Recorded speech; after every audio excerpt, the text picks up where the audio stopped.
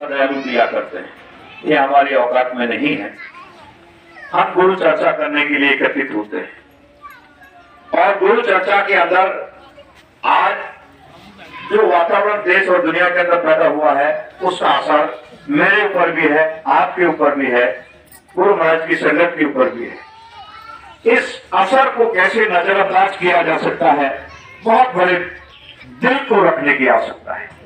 गुरु महाराज का जिस बगिया को मैंने बनाया है उसके एक भी फूल को तोड़ करके सुखाने का काम मत करना। कौन कहां चला गया, कहां भटक गया है, वो उसका काम है, लेकिन तुम कहां हो और क्या कर रहे हो?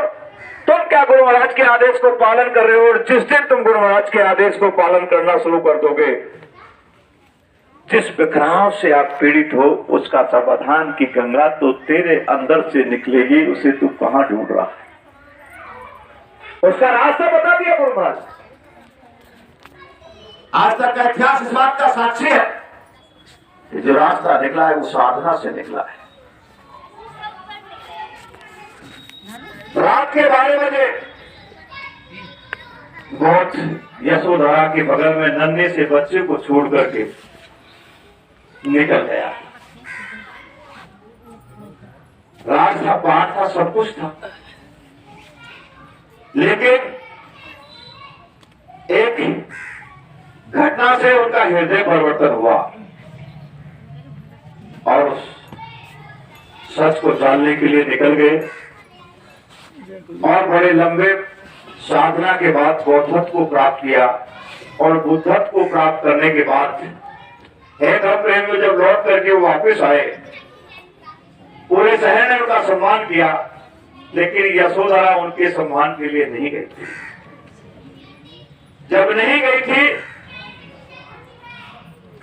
तो फिर स्वयं बौद्ध अपने महलों पर आए और फिर यशोधरा उतर करके आई और कहा, तुमको यदि जाना ही था तो मुझसे कहकर भी जा सकते थे। एक नन्हे से बच्चे को मेरी बगल में सोता छोड़ करके रात के 12 बजे छोड़ गई, ये कौन सा तुम्हारा न्याय है? तब बुद्ध ने कहा कि यशोधरा, मेरा बुद्धत्व अधूरा रह जाता। ये मेरा बुद्धत्व को प्राप्त करने के बाद बात साफ हुई है कि पिछले जन्म में तुम शेरनी थी, मैं शेर था। जंगल में हम दोनों रहते थे। एक दिन एक शेर से मेरा युद्ध हो जाता है और शेर मुझे इतना घायल कर देता है, मेरी बोटी बोटी को फाड़ देता है और घायल होकर के मुझे झरना के किनारे फेंक देता है। और तुम मेरे साथ थी, ना तुम बोले ना कोई मेरी मदद की। जब वो शेर जा रहा था मैं कातर नजरों से देखता रहा और उस शेर के पीछे चली गई। मैं कातर नजरों से तुझे देखता रहा कि आज मेरी शेरनी मुझे छोड़ के जा रही है और तो उसके पीछे पीछे हो गई। वहीं उनका झगड़ा हुआ। तो इसीलिए उसका भुगतान तुमको भी करना था, मुझको भी करना था। तो आज तू कातर नजरों से देखती रही और मैं चला गया। ये कर्म भोग का बड़ा विचित्र कहानी है। हम लोग, आप लोग कई बार ऐसे भटक जाते हैं कि हमने कुछ नहीं किया है, फिर मेरा अपमान हो रहा है, फिर मेरी उपेक्षा हो रही है, फिर मुझे प्रताड़ित किया जा रहा है। तो पुराना एक इतिहास मुझे याद आ रहा है। एक सत्यवादी ब्राह्मण था और वो ब्राह्मण रोजगार की तलाश में पुराने जमाने पर अपने स्थान से निकल करके किसी दूसरे राज्य में जाकर के पहुंचता है और वहां रहने लगता है, अपने कुछ पढ़ाई की व्यवस्थाएं करता है, ब्राह्मण संस्कृति की चर्चाएं करता है, उसकी चर्चाएं राजमहल तक पहुंचती है और लोगों में ये चर्चा होती है कि बहुत बड़ा सत्यवादी ब्राह्मण हमारे शहर में आया है। राजा उसको बुलाता है, उससे चर्चा करता है, उससे प्रभावित होकर के अपने महलों के अंदर के जो मंदिर था उसका पुजारी नियुक्त कर देता है। वो प्रतिदिन उस मंदिर की पूजा अर्चना करने का काम करता है। उधर राजा का एक ही राजकुमार है, वो विवाह योग्य हो जाता है, उसका विवाह करके लाता है।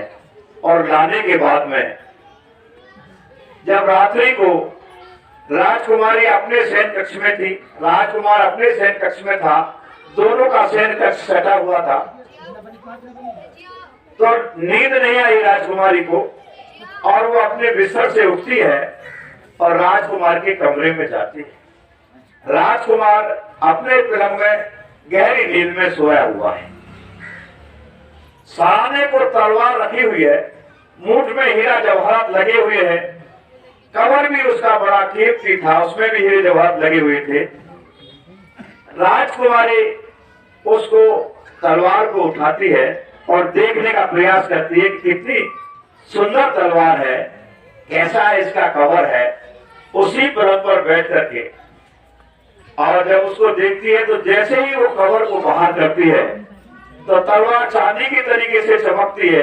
दोनों साइड में उसमें धार थी, दुधारी धार की तलवार थी और उसके हाथ हिल जाते हैं, तलवार उसके हाथ से छूट जाती है, राजकुमार की गर्दन पर लगती है, राजकुमार का धड़ से शीश अलग हो जाता है। राजकुमार का धड़ से शीश जब अलग हो जाता है तो राजकुमारी बेचैन होती है कि ये क्या हुआ प्रभु, मैंने मेरे अपने हाथों से अपने जीवन को बर्बाद कर लिया, अब मैं किसको क्या मुंह दिखाऊंगी और क्या जीवन की। ये सब अपने वापस बिस्तर पर चली जाती है। नींद किसको आती है, बिस्तर बैठी बैठी इसी चिंतन में डूबती है। 4 बजते हैं, पंडित जी पूजा करने के लिए आते हैं और जैसे ही मंदिर में खटपट की आवाज आती है, अब राजकुमारी सोचती है कि अब लोग जगेंगे, राजकुमार के रूम में जाएंगे, बात सामने आएगी। तो उसने रोना शुरू किया।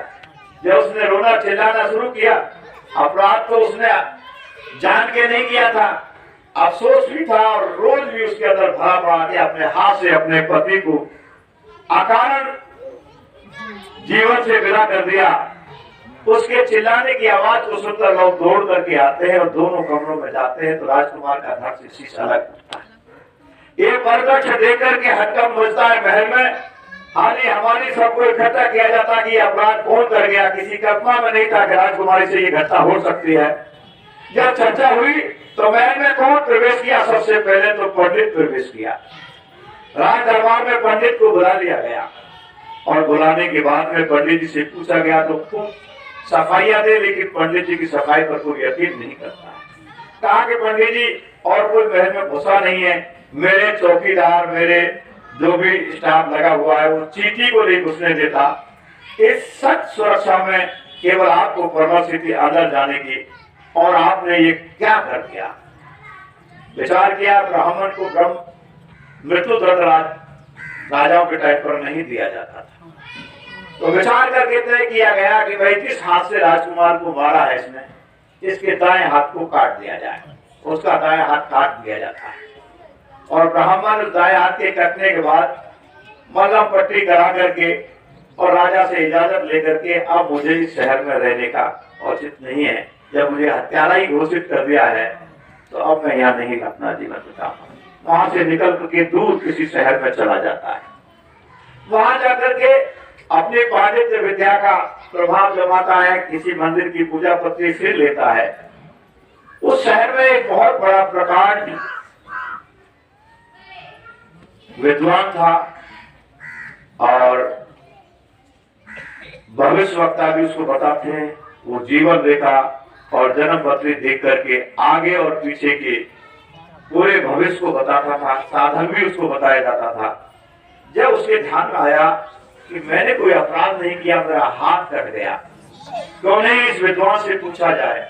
वो उस विद्वान के घर जाता है और घर जाने के साथ ही जैसे विद्वान के घर घुसता है तो वहां वो अंग्रेजी तो मिलते नहीं है, जो विद्वान थे उनकी धर्म पत्नी मिलती है और उसने जैसे पूछा कि कहाँ गए आचार्य जी, तो उस धर्म पत्नी ने 1-8 सैकड़ों गालियां अपने पति देव को, ऐसा नालायक है, ऐसा गधा है, ऐसा कुकर्मी है, ऐसा फलांट है, और जो उसके मुंह पे आया वो कहा। जब इस तरह की भाषा सुनी तो सोचने लगा इतनी चर्चा, इतना प्रकांड विद्वान, उसकी धर्मपत्नी की ये भाषा, वो कैसे जीवन दे रहा, अपने हाथ को भूल गया, उसके टेंशन में बैठ गया। वो जब बैठता है तो आधे पौने घंटे में पंडित जी लौट के आते हैं और पंडित जी को देखते ही प्रणाम करता है। पंडित जी उनको दूसरी बैठक में ले जाते हैं जहां वो अपना लोगों का जन्म पत्री भूत भविष्य देखने का काम करते थे। तो बैठ जाते हैं, मान के कहो पंडित जी कैसे आए? मान के आचार्य जी मैं आया तो मेरी पीड़ा को लेके था, लेकिन आपके घर आने के बाद तो मैं आपकी पीड़ा को देख के द्रवित हो गया। आप इस धर्मपत्नी से कैसे अपना जीवन व्यतीत करते हो? मैं तो जब तक रहा हूं उसकी जवानी बंद नहीं हुई थी, गाली देते देते। तुम कैसे समय करते हो? बोलो पूछो मत पंडित जी, ये सब कर्म भोग की कहानियां हैं। तो क्या कर्म भोग है मुझे बताओ। उसने कहा देखो पंडित जी, पूर्व जन्म में ये गधीटी में था गोवा, और इसके पूरे ऊपर पीठ में एक फोड़ा हो गया था। मैं इसके फोड़े को कोस कोस करके खाता था और उड़ जाता था, इसको तकलीफ होती थी। ये तंग आकर के गंगा के किनारे जाकर के घास का मैदान था, उसमें चलेगी। तो 5-10 दिन तो मुझे पाई नहीं, पर मैं ढूंढता ढूंढता मैं भी वहीं पहुंच गया। 5-10 दिन में इसकी रीढ़ की हड्डी भी गल गई उस फोड़े के कारण। मैंने जोर से चोंच मारी, 10 दिन बाद मुझे मेरा भोजन मिला तो मेरी चोंच उसकी हड्डी में जाके गड़ गई। अब चोंच मेरी निकले नहीं है, वो भी तड़फड़ाए, मैं भी तड़फड़ाऊं और वो मुझे लेकर के गंगा में घुस जाती है। डूब के वो भी मर जाती है, मैं भी मर जाता हूँ। गंगा के पवित्र भाव से हमारे कर्मों के हिसाब से संयोग बस हमको कोई ऐसा सौभाग्य मिल जाता है कि अब हम मनुष्य होने। अब ये वो गधी है, इसको मैंने तकलीफ दी है तो उसका हिसाब में चुकाऊं। ये कर्म भोग का खेल है। जब कर्म भोग की कहानी आई तो अब तो आपकी बात तो समझ में आ गई, लेकिन पंडित जी अब मैं मेरी पीड़ा बताता हूँ। मैं सत्यवादी ब्राह्मण, कभी झूठ नहीं बोलता, मंदिर में पूजा करता, और मैंने उसके राजकुमार के कमरे को अभी तक नहीं देखा है, और मेरे ऊपर ये आरोप लगा मेरा दाया हाथ काट दिया। इसमें मेरा क्या अपराध है? उसने पंडित जी का हाथ देखा, आगे पीछे को गौर किया, बोला देखो सुनो, पिछले जन्म में भी आप सत्यवादी ब्राह्मण थे, और उस समय पर एक कसाई गाय के पीछे दौड़ा आ रहा था। गाय आपके सामने से गुजरती है, कसाई आपसे पूछता है कि गाय जाके देखी, करीब कोई 20-25 मिनट बाद में, आधे घंटे बाद वो आपके पास आता है। आपने कहा झूठ तो कैसे बोलूंगा, कह दिया इधर गई थी। कसाई उस साइड में भागता है, आगे जाकर के किसी गंगा के किनारे की घटना है, तो वो गंगा के किनारे गाय हाथ आती है और कसाई उस गाय को काट लेता है।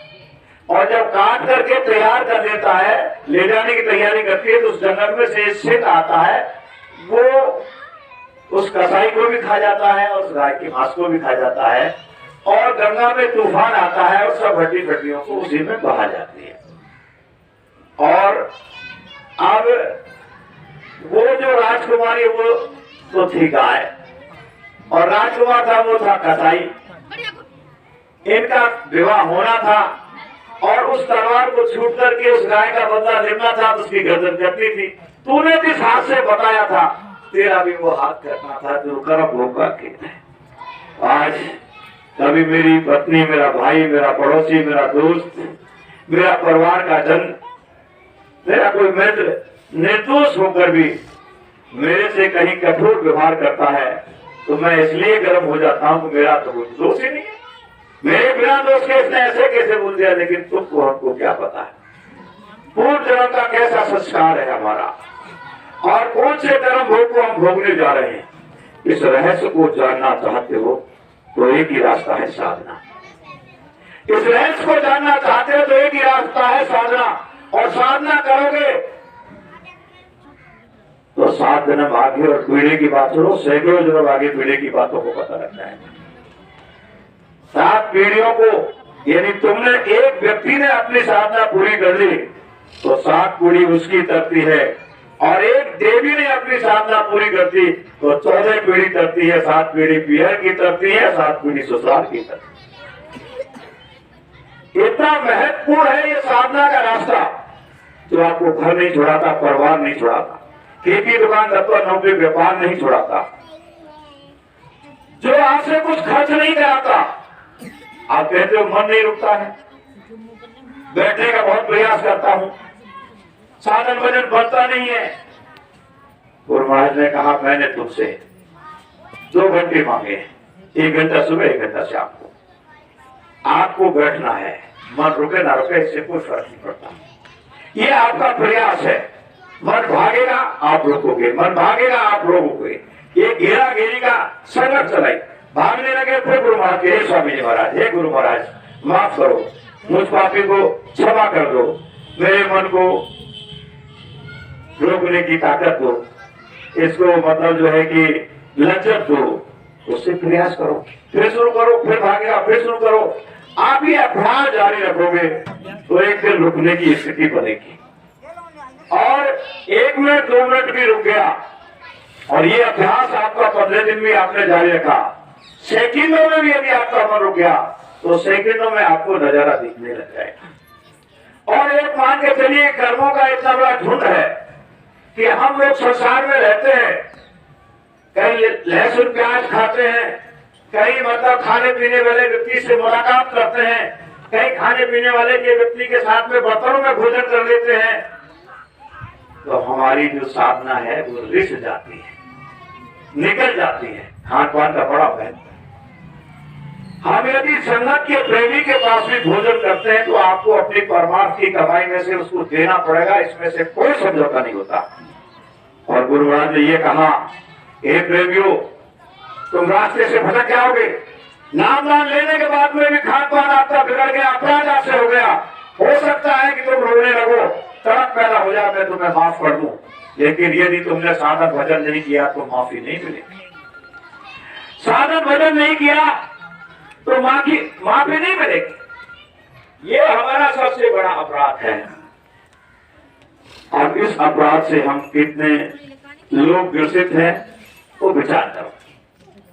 अब अंदर में झांकने का समय आ गया है, अब इधर उधर देखने का समय नहीं है।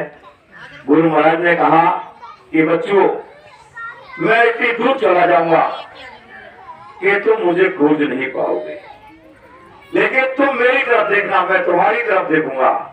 मेरे और तुम्हारे बीच में किसी तीसरे को मत लाना। इस लोक जगत की सामाजिक परंपरा को निर्माण किया है पति पत्नी के रूप में, सृष्टि की रचना को आगे बढ़ाने के लिए, सामाजिक व्यवस्था को चलाने के लिए, घर गृहस्थी की जिम्मेवारियों को निभाने के लिए। यदि पति पत्नी में अपने दायित्वों को निर्वाह करने के लिए दोनों का एक दूसरे के प्रति भरोसा और विश्वास है, वो घर स्वर्ग के समान होता है। यदि दोनों के बीच में, चाहे नारी को चाहे नर के बीच में कोई दूसरा नर या नारी आ गया तो वो घर गृहस्थी नरक बन जाता है। इसी तरीके से गुरु महाराज और हमारे बीच में यदि हमने किसी तीसरे को जगह दे दिया तो हमारा घर नरक बन जाएगा। ये माँ बहन देवियां रोज अपने घर में झाड़ू लगाती हैं, कोई अतिथि आ जाता है तो रसोई को साफ सुथरा रखती हैं, धूप बत्ती भी लगाती है, गुरु महाराज को याद करके भोजन बनाती है, आसन बिछा करके अतिथि को भोजन कराती है। लेकिन ये माँ बहन देवियां 1 महीने तुम्हारे घर में झाड़ू ना लगाए, पोछा ना लगाए, तुम किसी को निमंत्रण दे दो, कोई अतिथि आए तुम्हारे घर में पड़ी है गंदगी, शायद दरवाजे से उठ करके आओगे और गंदगी देख करके नाक सुखेड़ करके कोशिश करोगे कि मैं तो यहाँ का पानी भी नहीं पीऊं। देखिए प्रेमियों, लोक जगत में अतिथि को साफ सुथरा घर रखते हो तो उसको भी सुकून मिलता है, खिलाने वाले को भी सुकून मिलता है। गंदगी रखते हो तो आपके घर का भोजन करना पसंद नहीं करता।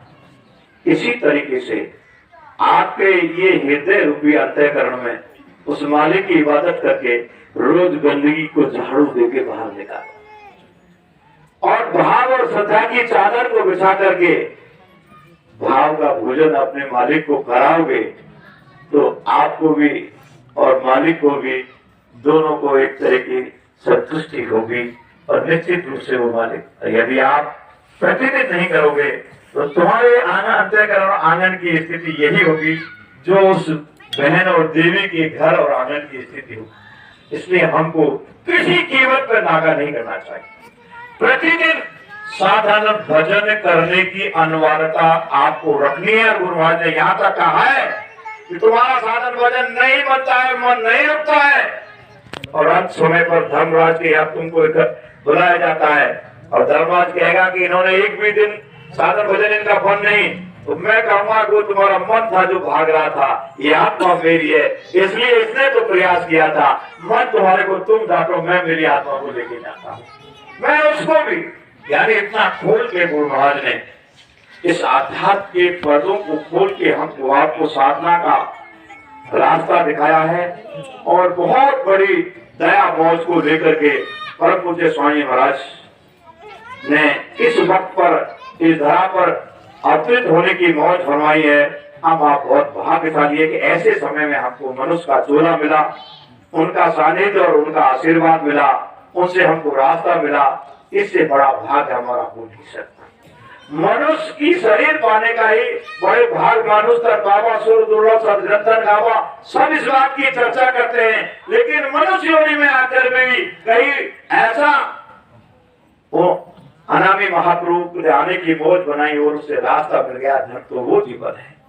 मनुष्य तो उसको भी मिला है जो विकलांग है, मनुष्य का जीवन तो उसको भी मिला है जो चोरी डकैती और बदमाशी करता है, मनुष्य का योनि तो उनको भी मिला है जिनको रास्ता नहीं मिल पा रहा है।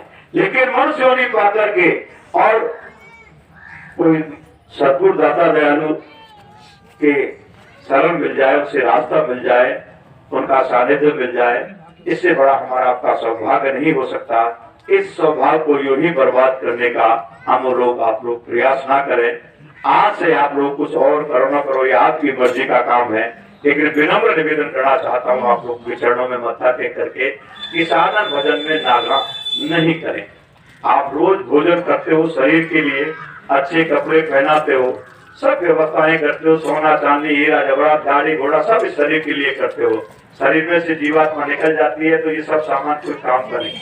इसको रोज भोजन कराते हो तो शरीर अच्छा चलता है, स्वस्थ रहता है, अच्छा लगता है। जिस जीवात्मा की भोजन उस परमात्मा की इबादत है, उसको आप भोजन नहीं कराओ, उस आत्मा की क्या हालत होगी? कभी विचार किया है वो कितनी वेदना से गुजर रही होगी? जिस दिन वो जागेगी कैसी कैसी पीड़ा के लिए रोएगी।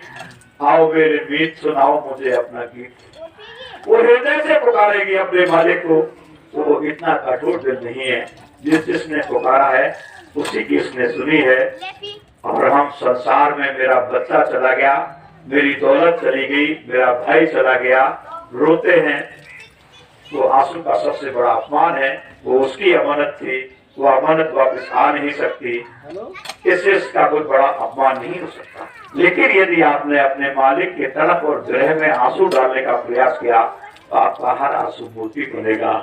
आओ हम सब मिलकर के विरह तड़प के साथ में गुरु महाराज को अपने परिवार में कहीं ले जाकर के खड़ा कर ले, अपना बाप माने, अपना मालिक माने, अपना भाई माने, जो आपको अच्छा लगे माने, लेकिन जिस तरीके से अपने सदस्य के प्रति आप सोचते हो उतना हिस्सा उनके लिए भी देने की बात बनाओ, जिससे वो तुमको दे दे।